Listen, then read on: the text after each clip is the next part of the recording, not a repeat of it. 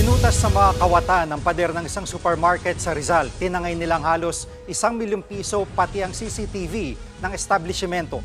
Nasa frontline balitang yan si Ian Suyu, exclusive. Wasak ang pader ng supermarket na ito sa Hala-Hala, Rizal. Diyan lumusot ang grupo ng mga magnanakaw na nanloob sa establishmento noong Martes ng gabi. Binakbak nila ang pader gamit ang mga construction tools gaya ng crowbar, lagaring bakal at chisel. Ayon sa mga pulis, tiyempong malakas ang ulan nang pasukin at pagnakawan ng supermarket. Kinabukasan na nadiskubre ng manager ang krimen. Nakita rin sa loob ng supermarket ang mapuputik na bakas ng paa ng mga kawatan. Ito yung bahagi ng pader ng grocery store na binutas ng mga kawatan. At dito naman sa kabilang bahagi makikita yung mga nakasalansan na mga kahoy-kahoy at mga puno-puno na siya raw ipinantapal dito sa butas habang ginagawa ng mga kawatan yung pagnanakaw. Ayon sa kapulisan, nasa 20 minutes daw ang itinagal nila sa loob ng establishmento.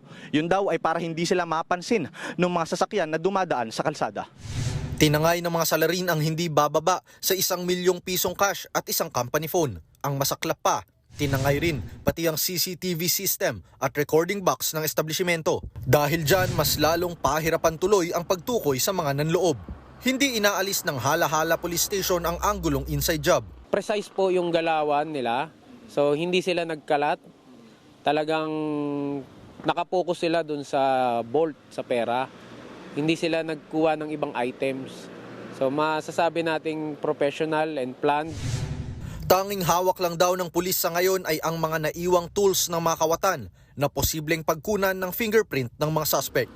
Tumanggi nang magsalita sa aming kamera ang pamunuan ng supermarket.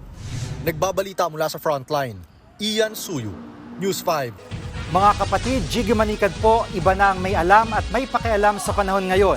Para sa konkreto, kumpleto at komprehensibong balitaan sa Frontline, mag-follow at mag-subscribe sa social media pages ng News 5.